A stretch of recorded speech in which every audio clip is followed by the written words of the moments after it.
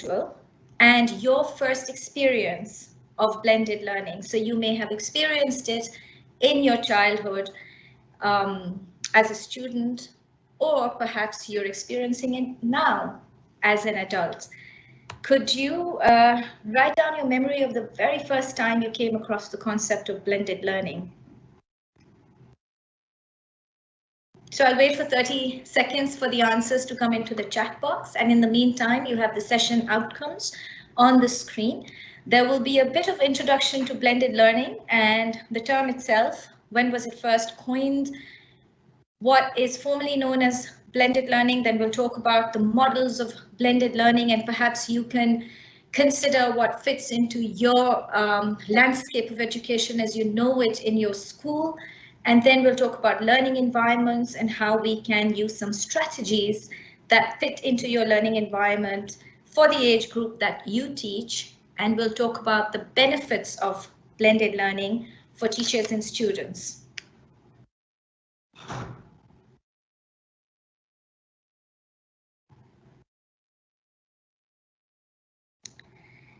Okay, so I'm going to stop for just 30 seconds and ask Seema if there are any answers in the chat box that you can give me. Yes, Nida, we do have some answers. Arisha Fatma has written blended learning means smooth learning. Zaina Mazin has written it means integrating different subjects. Mirza Muhammad Bilal Beg has written it means combination of different subjects. Maheen has written it is really helpful for readers. Atika Meher has written interlinked subjects. Miss Victoria Sohail from Behria Foundation has mentioned the term blended learning is generally applied to the practice of both online and in-person learning experiences when teaching students. It is also called hybrid learning and mixed mode of learning. Blended learning experiences may vary widely in design and execution from school to school. Do you want me to read further? Thank you. Yes, in a bit. Thank you very much for that. So yes, that's exactly what it is.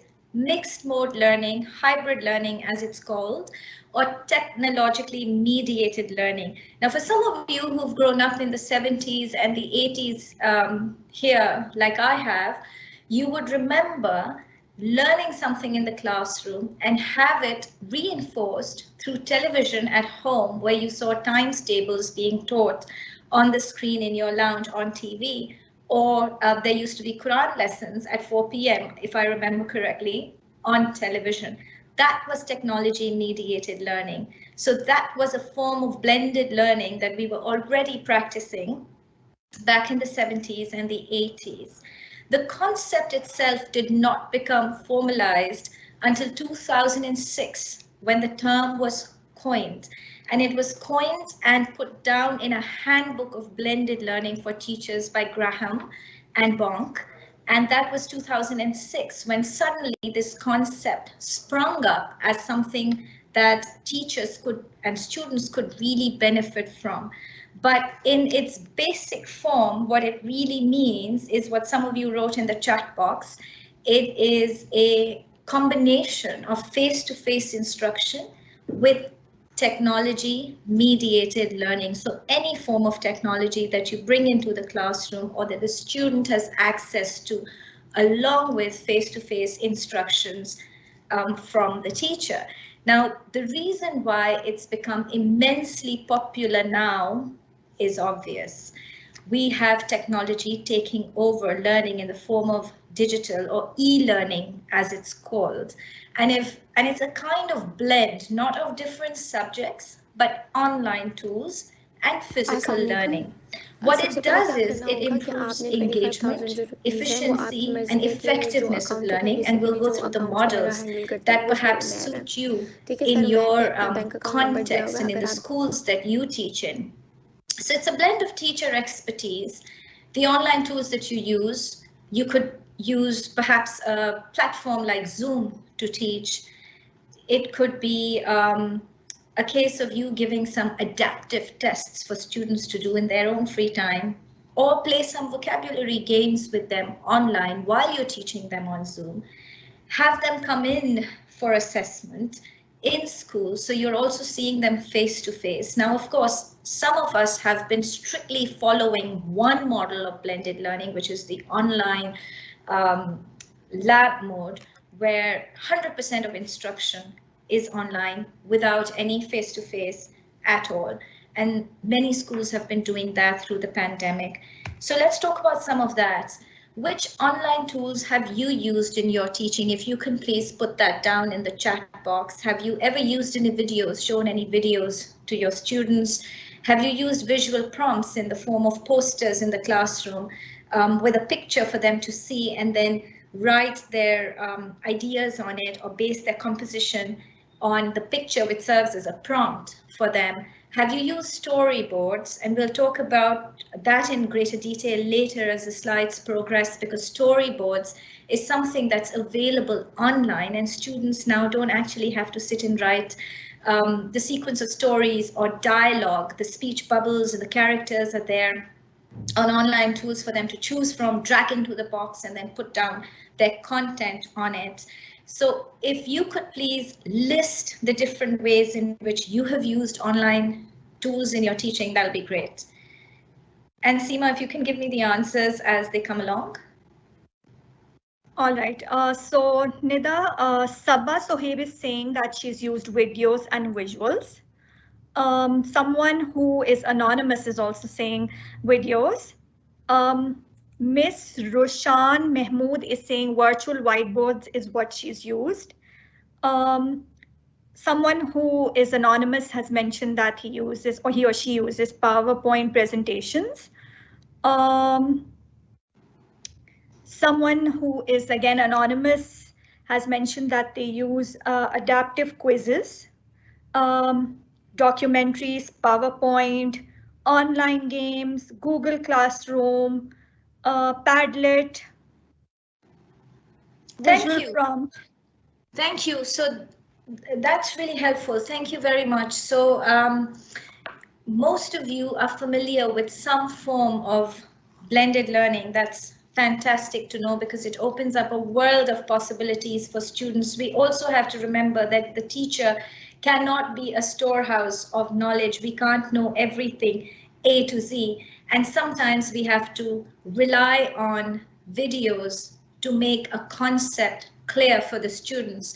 Sometimes we can teach them all that we know and teach it very, very well, but different strategies work for different students. And my next question to you is, how many times have you thought to yourself, but when you watched a video, that video has explained something very simply and clearly to students, and you couldn't manage it yourself in exactly the same way or quite the same way? Has that happened to you? Because for me as a teacher, that's happened very often. I explain something, and when I play a video, I feel like, hey, that video has done it much better than me. It's simpler and clearer.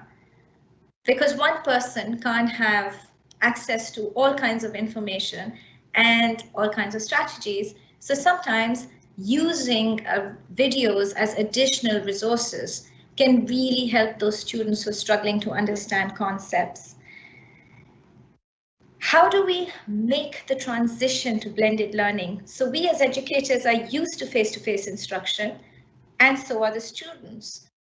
How do we take them systematically towards this world of technology that has opened up for us during the pandemic? And how do we help them become used to it under the circumstances where some of us, many of us, don't have the option of physical instruction anymore? Well, one way of doing it is to start with a demonstration. When you talk about Google Classroom, for example, or someone spoke about using Padlet with students, there are other forums, other platforms that can be used. We'll also discuss a platform with you, the e-learning platform that we have called eMates, with its digital textbooks and worksheets and assessment tools. How do you start students off on that? Sometimes they need more than one demonstration. So we put it on the screen for them, take them through the demonstration, step 1, step 2, step 3. We also need to enlist the support of parents at this point, where perhaps you can send them a tutorial on WhatsApp or send them a poster with the steps to follow so that they can get their children on board. Because the hardest part really is not the e-learning itself, but getting children on board. E-learning is the hardest part, and you might have experienced some of that as a teacher when you learned to teach through technology during this COVID-19 crisis. The next step is teamwork. So sometimes we can also have, and I would just make a quick suggestion, which has worked for some of the teachers that I know. It's also important to have students make buddies. So assign buddies to your students who can help them with the technology or the platform that you're using if they're having a bit of an issue. So if someone is struggling to become familiar with Google Classroom, how to log into Google Classroom, or how to upload a file on Google Classroom, it would help to call up a buddy. Children don't always do that on their own because they're either hesitant or embarrassed to ask their friends or embarrassed to say, I don't know how to do this. And not everyone has a parent who is adept at using technology. So that's where teachers need to step in and create these little teams. Sometimes you need more than one buddy. So you could have 2 buddies per child, groups of 3 that are helping each other out with the technology. So how do I open this file and complete this assessment? You can have 3 children doing it together. You can have them do practice assessments until they come to a point where they can manage their assessments individually. So dealing with technology and then understanding the concept and being able to take an exam using that technology are 2 different things. First, the children have to become adept at the technology itself to be able to do well in the exam. And then the third step in that is providing individual help. And I believe the teachers have worked really hard through the pandemic to assist children through WhatsApp and generally keeping in touch and coordinating with them and constantly communicating to make sure that they're able to complete the tasks that are given to them. Sometimes students need that individual call from the teacher. They need one-on-one attention. It doesn't have to be physical. Now that is something that we're not used to, but then our landscape of education throughout the country has changed. And it's really heartening to see teachers come out and give their students that help individually on the phone and through Zoom classes. And the fourth in the step is in the transition to blended learning is to structure learning for them. So to help them understand what is required of them. They've got to study a bit of the content and then open up a particular file on their e-learning platform, complete the tasks as you've demonstrated, give them a time frame, give them a deadline and say, here's your deadline. If you need a more flexible deadline because there's something going on at home, and we've got to remember that students have also gone through a bit of grief and loss and having to take care of parents or elderly relatives who are not feeling well. And so flexible deadlines really help this e-learning process as well. Most students end up completing the work that is given to them. Some of them just lag behind in terms of a time frame.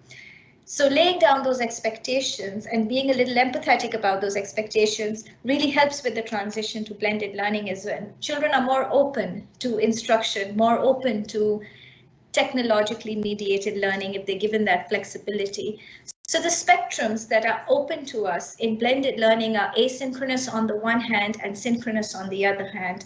So you can give them videos that they can watch in their own time, or you can give them show them videos in real time and ask them questions as you go along. So once you've played a video, let's just say it's a storytelling video, I'm just using that as an example, it's on the screen.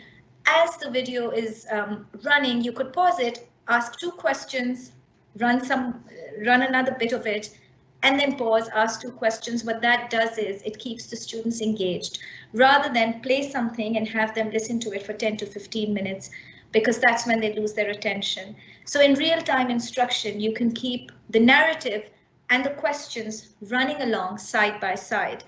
Asynchronous videos, on the other hand, really help the learner as well because they allow the flexibility of watching in their own time, anywhere from their phones or in the car when they're going from one place to another, they have a long ride, they can put that video on and watch it during that time. And so the flexibility of not having to watch it at that particular time when it is being shown, that is very important as well. And it really improves. Well, what happens with real-time synchronous learning is that you can keep the students engaged. Individual participation is really high.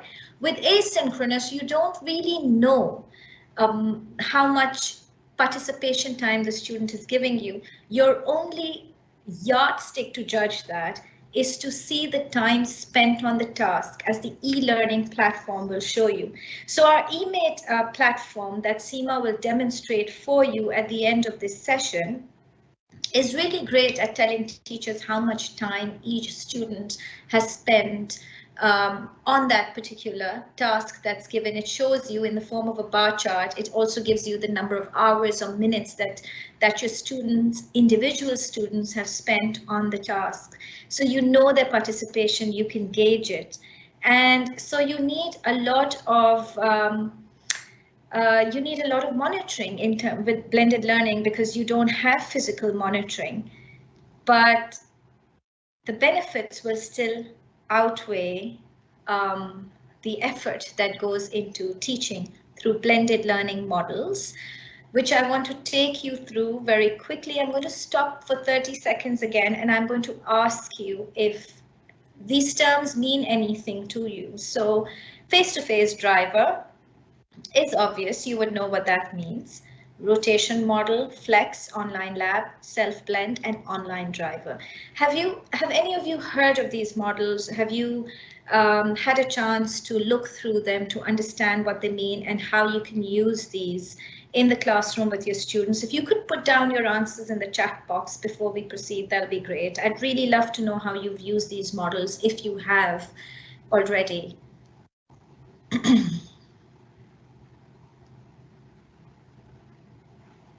So I'm going to just wait, Seema, for 30 seconds for the answers to come in. All right.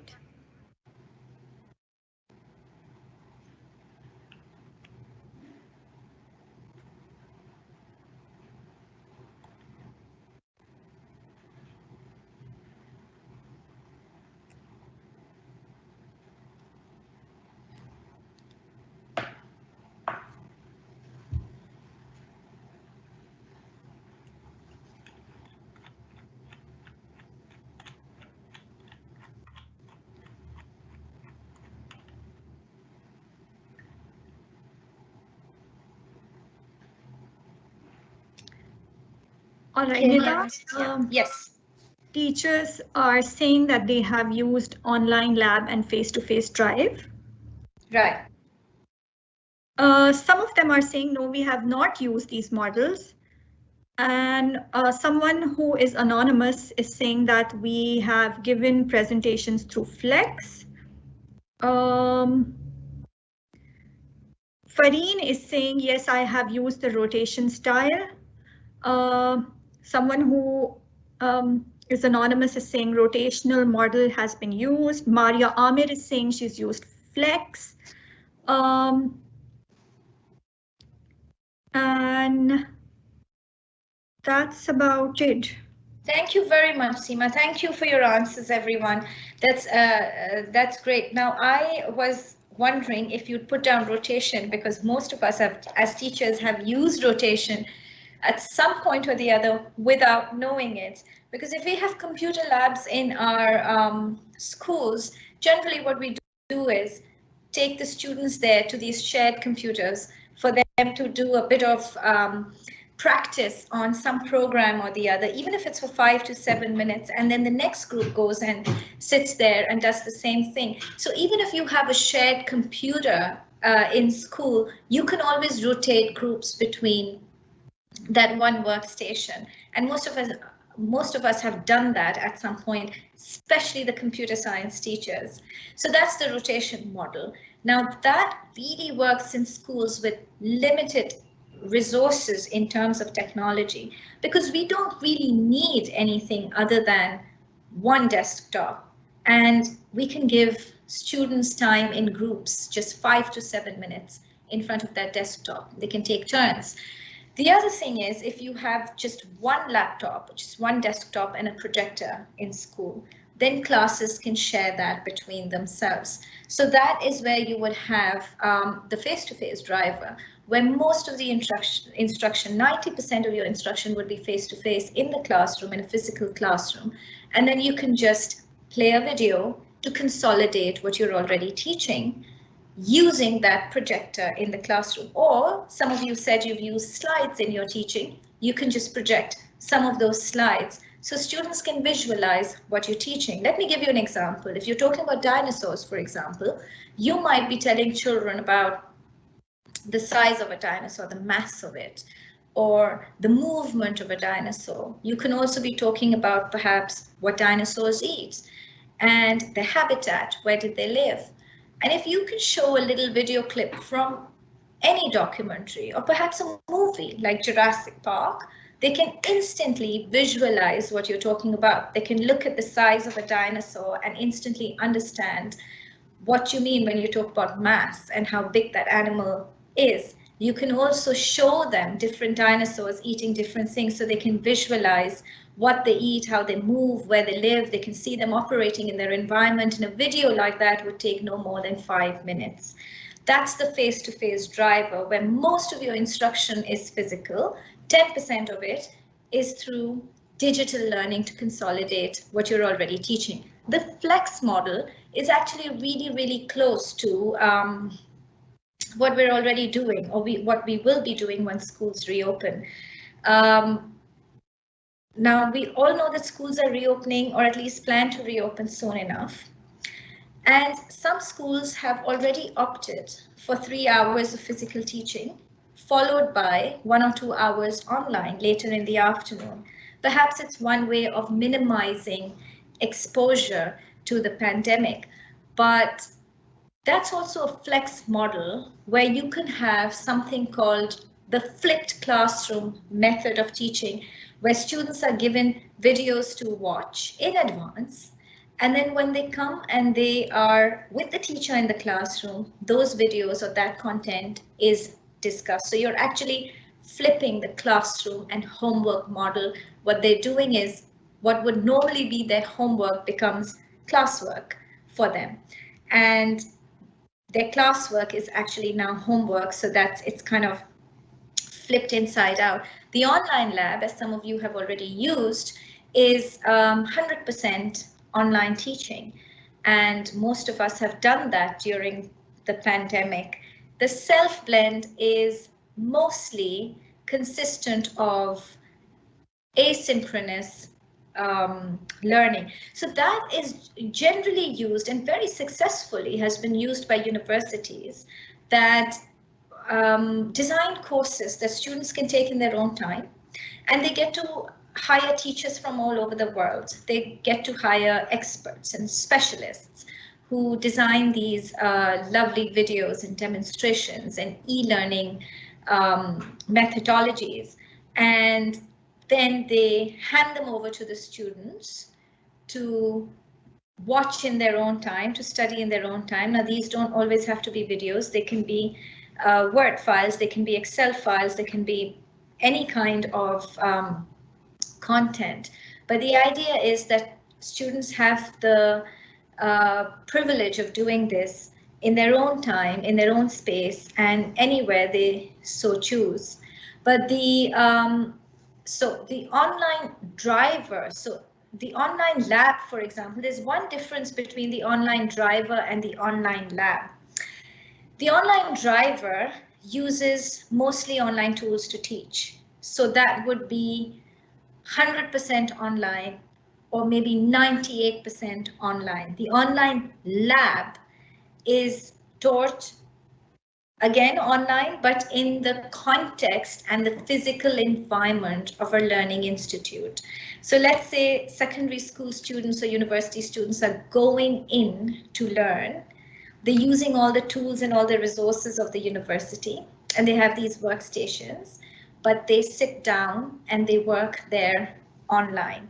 And one example of something like that would be the centers that teach TOEFL and IELTS courses. They have students come in, practice on workstations, and the teachers that they communicate with and coordinate with, the teachers, the tutors who are in constant contact with them, are also online. They're not necessarily in the physical environment where they're sitting and working. So that is your online lab. It's within the context of the Learning Institute. The online driver is when the student learns at home or anywhere else, but it's mostly almost 100% online instruction. So those are our models, and perhaps we need to consider the context in which we teach, the age group that we teach, and the subjects that we teach.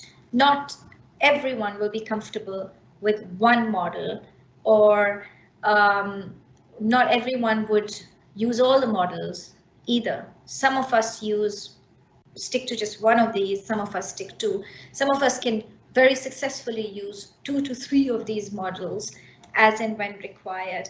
But all of these models, in some form or the other, have great benefits for students.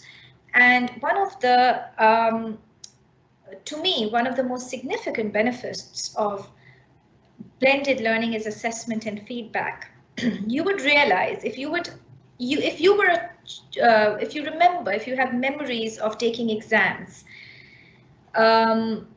long 2 to 3 hour exams where you're sitting and writing, and there are invigilators walking down slowly through the aisles as you're writing.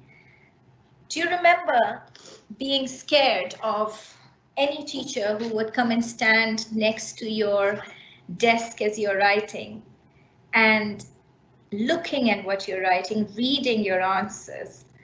I remember those teachers, those invigilators, very clearly. And my instinct was to stop writing until they left. So sometimes students who are really great at their work, but not so good at assessments, you would notice that those are the students who get intimidated by being watched while they're taking an exam. And they're terrified of the physical environment in which they're being assessed. For those students particularly, online assessments work really well, and so does online feedback, because is it not intimidating to sit across someone physically who's giving you feedback and telling you what you've done wrong and perhaps what you've done right? And then compare that to online feedback when they're behind a screen and talking to you from there, or they write down feedback and give it to you. Isn't written feedback more gentle and less intimidating than physical feedback, verbal feedback in person? So that's one of the benefits of online assessments. And then you've got the flexibility of time and space. You're not working under time constraints and under the watchful eyes of the teachers. You get to work flexibly at home in your own time. It also improves the students' efficiency, because students wait for that productive time of the day when they feel like working, when they feel motivated to work, rather than when they're being made to work in a classroom environment. Then you have extended reach. For me, for example, let me give you a personal example as a teacher educator. I used to do workshops face-to-face with about 20 to 30 teachers at one time, perhaps a 3 to 4 hour workshop for only 30 teachers. And yes, it was very thorough and very comprehensive, and it's something I quite enjoyed. However, through the blended learning approach, or through the online mode now that we're teaching online, this is much more extended reach. Now we can reach about 1,500 teachers to 2,000 teachers. We could even do up to 10,000 at one time. So your reach is also much more in terms of, imagine managing a class with 100 students. It would be really difficult with everyone answering at the same time.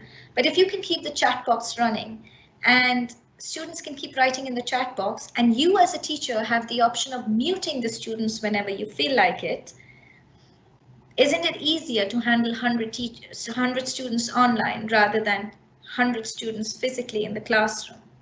So it gives you extended reach, and it also gives you tools to manage your students. And then, of course, there's transparency, because you've got, in terms of your worksheets or assessments, you've got it all written down. And so you know how much time a student is spending on a task, because the system will show you, and you also know what they're writing. So you can judge their content right away and compare content as well. You can also have online assessments where the system is marking. And so that is really fair, because it's completely impartial. You've got student autonomy. Students learn, there's a lot of research that shows that students learn independence through blended learning, because they get to decide when they want to study and how they want to study. And because they are not being monitored all the time, they don't feel the constraint of having to learn at the time that is required, that they're required to learn within that time frame. In class, what happens is, when we're taking them through some problems, such as math problems, then we expect them to be able to learn the concept within a 45-minute period, for example. So that's just an example I'm giving you of a math problem. Now imagine the same thing if you've taught this online and you're leaving them with a video to watch later, and they can take their time watching it twice, thrice, 4 times, understand the concept, and then attempt the task. When the teacher is explaining it, it's only once. They can't revisit it, but they can if it's on video. And so what they then get is a bit of motivation to understand it better. And then there's, of course, adaptive learning. Now, some of you said in your chat box that you have already used adaptive assessments. That, again, does not require monitoring, because what happens is the test itself adjusts to the level of the student. If there's a wrong answer, suddenly the questions become easier. If the answer is correct, then it takes the student up one level to a higher difficulty level, rather. So adaptive learning really works without intervention from teachers and parents. It shows that the students exactly how much they can achieve, what level they can get to. For the teachers, it provides the benefit of flexibility. They can, of course, leave the students with some digital resources to finish and then come back at their own time and at their own pace. And then, of course, it's easier to monitor progress because it's all on the system. You're not actually carrying piles and piles of notebooks to correct. You can just, one laptop is all you need, and you have all these assessments on the system. And it, again, I'm going to repeat the same thing again because I find it so fascinating that teachers can go to an e-learning platform and see how much time each student has given to the task that they have set aside for them. So you have more engaged learners. Why? Because everyone is in different places, but there is interaction with each other and there's interaction with the teacher online as well. And when you give children visual prompts, they generally get more engaged because not everyone is an auditory learner. So instructions and lectures don't work for everyone. Some students like listening to the teachers. Most students like to look at things because that is where they find intellectual stimulation. And then some students like to learn through doing. So they're kinesthetic learners and they want to hold things in their hand and experiment with things to be able to learn. And so online tools can cater to those different learning styles as well. Assessments are quicker because they are set by the system, designed by the system, and graded by the system. And of course, you have a variety of teaching tools. It's not just a lecture that you depend on. You depend on many different things such as games and videos. You can have music to teach. You can have young learners learning the times table, for example, through music. And then you've got, you can customize learning for students. You don't have to give the same standard test to everyone. If you know that there are students in your class who can't handle that difficulty level, then you might want to give them one basic test, but you might want to increase the difficulty level for students who can handle a bigger challenge. So that is something online tools allow you to do. And of course, it helps you also rethink your teaching and learning environment entirely. It helps you question more because now you've got the time. Remember that wondrous mute all button where everyone's not talking at the same time. That leaves you with more of a facility and time to question the students. So what I would suggest, I'd stop and suggest here is that we first ask the questions, or we ask the questions during the learning process when you introduce them to a text or a book or a topic. You could start with questioning them, connected to their personal experience. Any topic, if you're discussing earthquakes, for example, you might want to ask them if they've experienced any kind of natural disaster. It doesn't have to be an earthquake. So start with the bigger idea of natural disasters, link it to their experience, let them give you the narrative of their stories of whether they've experienced something like that. How do you feel? Why do natural disasters happen? What is it about our environment that causes natural disasters? How do we measure natural disasters? And then hone into your topic of earthquakes when you talk about how earthquakes are measured and what kind of devastation they can cause, where earthquakes normally happen, and why are some regions of the earth susceptible to earthquakes when others are not. So that's the kind of questioning we need to delve into before we introduce the text to the students, because that is where you will get engagement and interest and involvement. And once you've hooked them, that is really the place where you need to be before you can steer their learning towards the topic and then teach them in greater depth and detail. So questioning is a very important part of the teaching and learning process, and online tools again have helped us rethink that process. Sometimes we can let the students come up with their own questions rather than give them questions as educators. And then it helps you structure your learning to help the students transition towards independence when they can self-regulate, when they can decide when they want to work and how. And so they decide what time they want to put a video on and then sit and do their task. It doesn't always have to be done within the time constraints that they had in a physical classroom. Reinforcement is easier, of course, we've discussed this already, because they can revisit their work, their content. It's not like if they haven't paid attention in the class that they've lost their chance. They can always go back to it. And of course, assessments can be formative and summative. If you give them a quick assessment on the screen before you move on, you will get a very good idea of which students have been left behind and which students are with you on board and have grasped the content that you've been teaching them. But there is one slight drawback, if I can call it that, to blended learning. It does depend on how well a teacher can utilize technology. So we've got all these tools available to us, and schools will reopen, and hopefully we won't go back to 100% face-to-face teaching, but we will be able to incorporate some kind of technology because we know how significant it is to the students' learning experience. But how adept is a teacher at utilizing technology? Can you help students dig into the resources that are available online? Can you help them do their own research by using a simple tool like Google, just the Google browser? Can they understand the difference between authentic sites where they can actually get real information in depth and detail, and those sites where they get superficial information?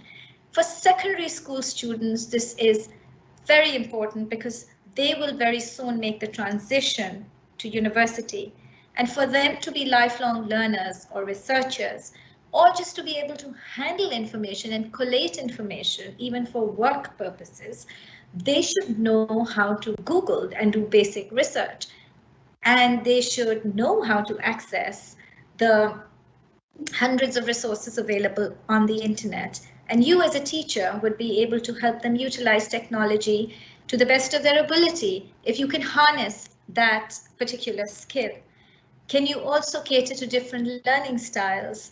Because you would then understand through online tools which students work well through visuals, which students work well through music or which students learn through problem solving, hands-on activities that you can give them online.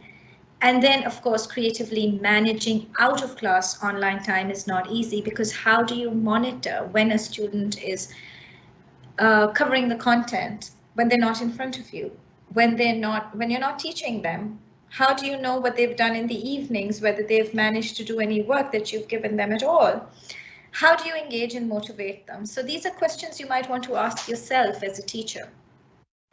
Now we have an e-learning platform that Seema will introduce you to. It's quite exciting and fascinating in the sense that it's got the digital books you can access online, and then it's got standard tasks that students can do. You can also customize it. So it has pre-designed tests that you can give your students right away. And if you don't want to give the standardized tasks, you can customize worksheets and make your own as a teacher as well. And then it has this really nice component where it shows you exactly how much time each of your students has spent on the task that you've assigned to them. It also helps with assessment, so the system will mark the multiple choice type questions. You don't have to do it yourself. Of course, the subjective ones where children are required to write essays or compositions have to be marked by the teachers. So I'm going to stop at this point, hand over to Seema so she can introduce the digital books that we've got on eMate and give you a bit of a teaching and learning demonstration on it, and also explore your options for online classes. Feel free to ask questions if you have any about eMate. And then I am going to hopefully in the next 10 minutes take over again for a bit of Q&A if you have any questions or comments. In the meantime, feel free to keep the chat box running and keep writing your questions and your comments. Thank you very much for now. Over to you, Seema. Thank you, Nida. Just let me know if you can see my screen. Yes, your screen is visible. All right, so I'm going to log in from the beginning so that I can show everyone how my eMate runs. So I'm going to go to, click on it. My eMate is what I launch.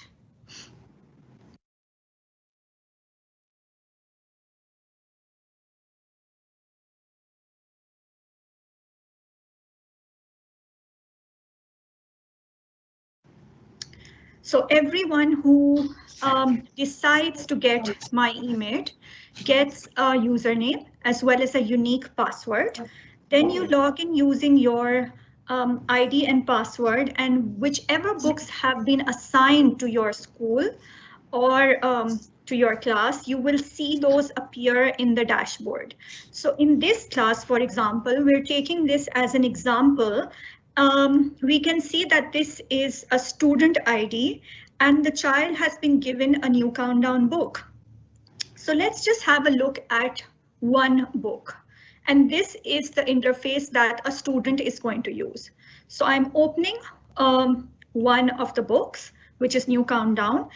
In New Countdown, you can see that all the units are going to appear like this in the section on contents, and you can open whichever unit you want to teach, right? So this is unit 1, which is the introductory unit, and all the pages are going to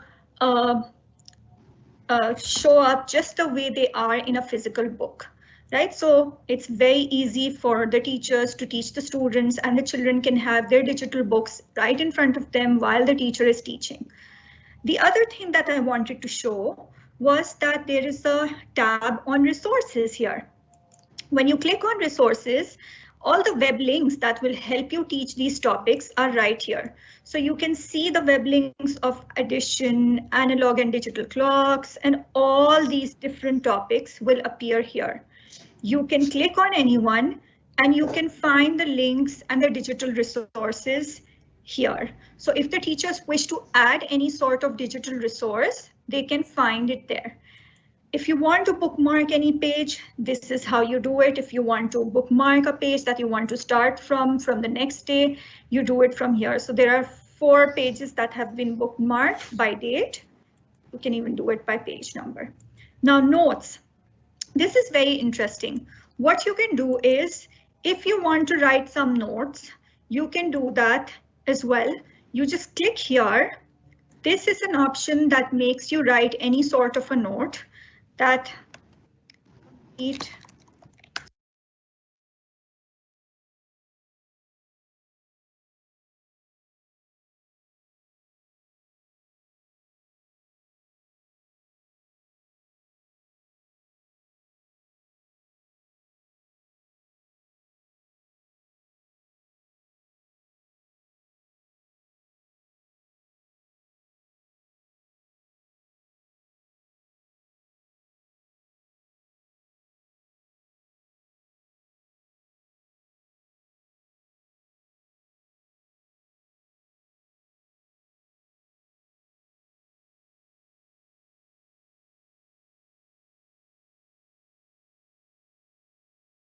this is how you do it. If you want to bookmark a page that you want to start from the next day, you do it from here. So there are 4 pages that have been bookmarked by date.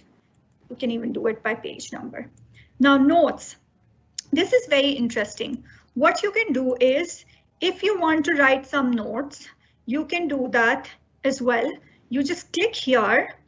This is an option that makes you write any sort of a note that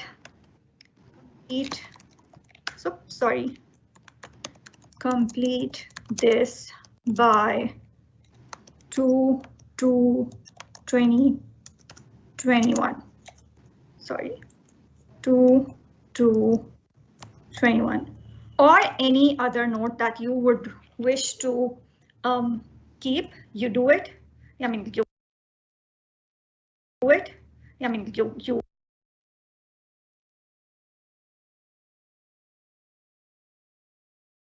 make the note and you save it and it'll be there.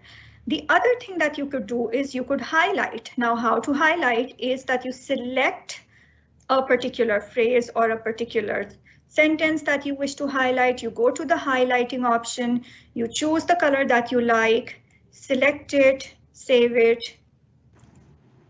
and it'll appear like this.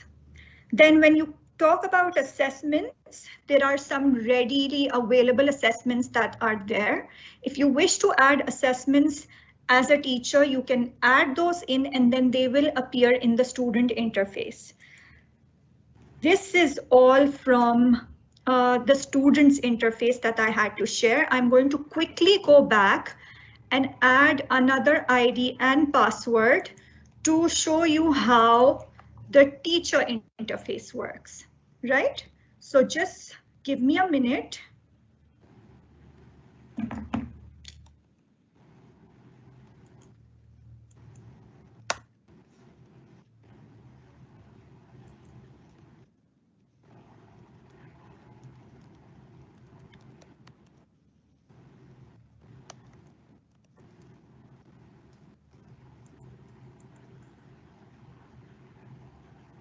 Yes.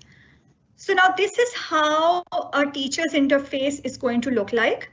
All the books that are assigned to the teacher are going to come here in the library. So if I'm a teacher of mathematics and I'm teaching multiple grades, all the books that have been assigned to me are going to come here. I'm going to see all the books there, right?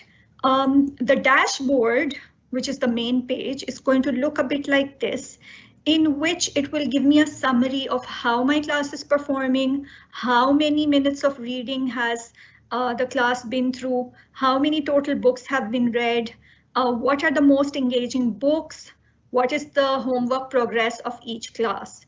Now, what I can do is I can make different groups within my own classroom, and within the grouping, I can take care of making mixed ability groups or any sort of groups that I feel like, right? So I am the administrator of this class and I can group my students accordingly.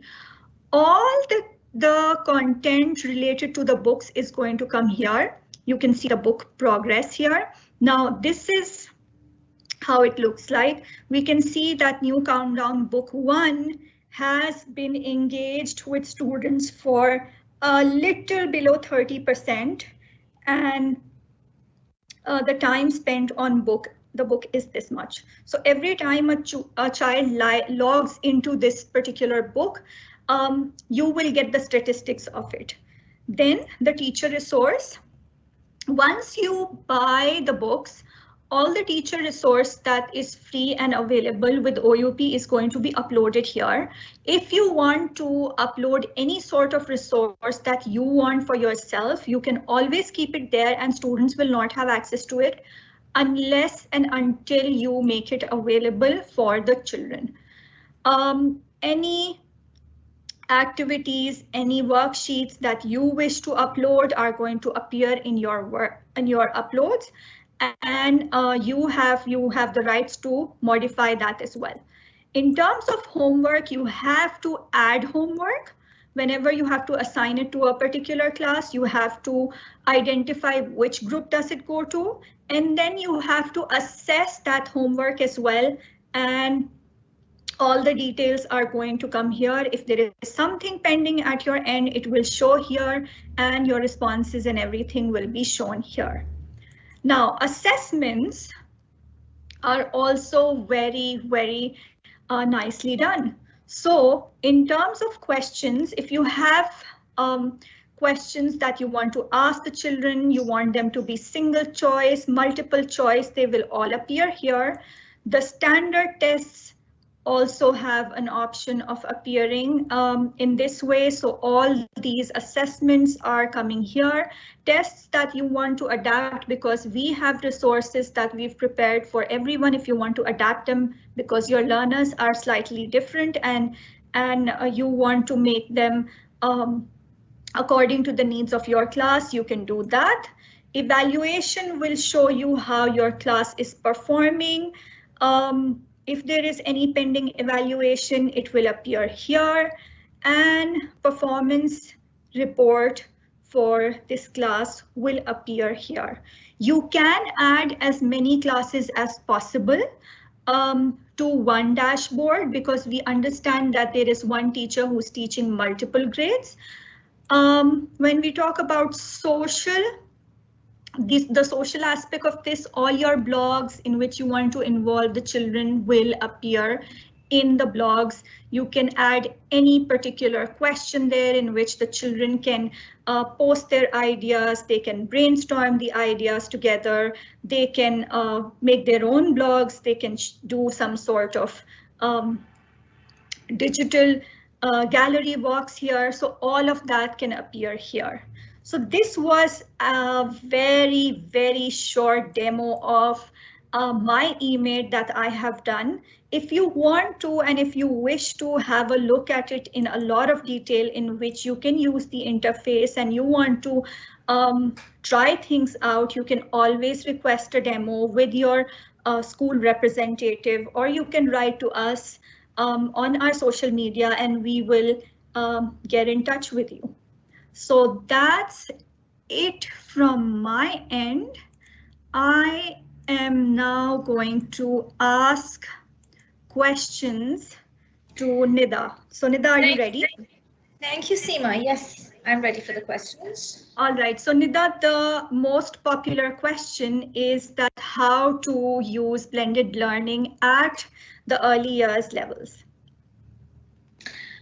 Oh, that's a really interesting question, because I wish I had an answer to that. Early years, children have a very short attention span. So in my experience, what works with them is music and animated characters. So if you can just teach, let's just say, let's go back to that example of times tables or sounds or just sight words. If you have, traditionally we used to use flashcards in a face-to-face classroom. But now we can have sounds being taught through music in these animated videos, and there are plenty of resources for that online. We also have resources for early years on Oxford Owl. So that's oxfordowl.co.uk that has resources for early years. You could perhaps look into that as well. So yes, the one way of keeping them engaged is through music and through animated videos, to be specific. All right, thank you, Nida. The next question is that plagiarism and credibility is a big issue when it comes to blended learning. So what are your thoughts on it and how can we manage that? Okay, well, that's a really interesting question. Thank you for asking that, because I think it's time for us to move towards an honor code as well. Many countries, many societies do it quite successfully, but we have, again, traditionally monitored children really closely to see whether there is any cheating taking place during exams. Leave the students to their own devices and have them work within an honor code where everyone is expected to do their own work without honesty might do very well for them in the future. Thank you, Nida. And I believe we've all seen a lot of schools do something or the other, because I've seen parents talk about the fact that they had online exams for their children and the schools had asked the students to keep the video on and all. So these are some of the emerging questions and people do want to know what are other people doing. So thank you so much for answering that. The next question is that there is a kind of a challenge when it comes to the use of technology. Now the children have really quickly adapted to it. The only thing that is the trouble is basically it's more of a barrier for parents and teachers. So how to manage that? Thank you. So previously schools were not required to teach parents, only students. Unfortunately, during the pandemic, parents have also had to be taught, because parents have now become a very vital cog in driving their students' learning. And so teachers need to work really closely in coordination with them for support. And so it's important to take parents on board and send them instructions or step-by-step guidelines on how to help out their children.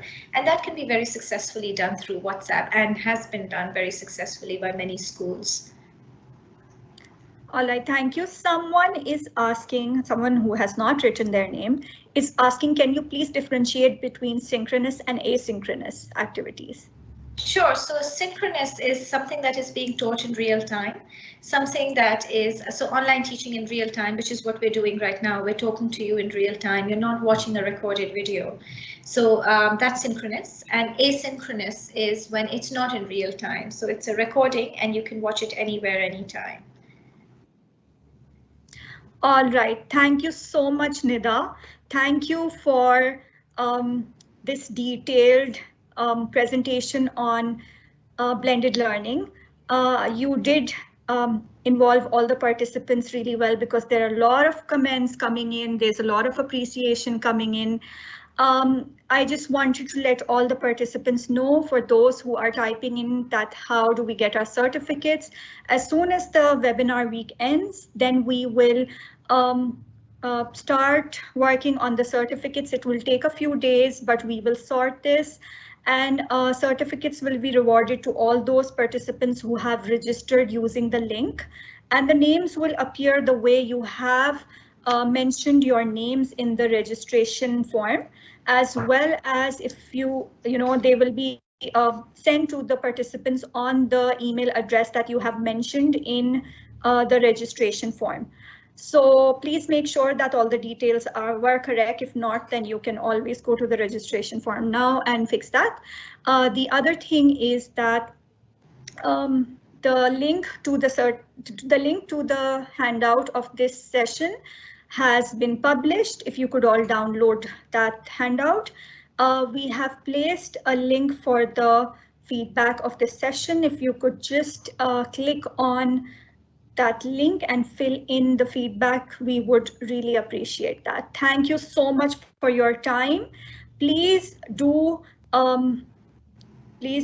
register for the next two webinars. We have one tomorrow, which is on a title that has to do with early years Urdu, and we have one on history, which is on Monday. So thank you, Nida. Thank you, Seema, for your help, and thank you everyone for being here. Khuda Hafiz. Allah Hafiz.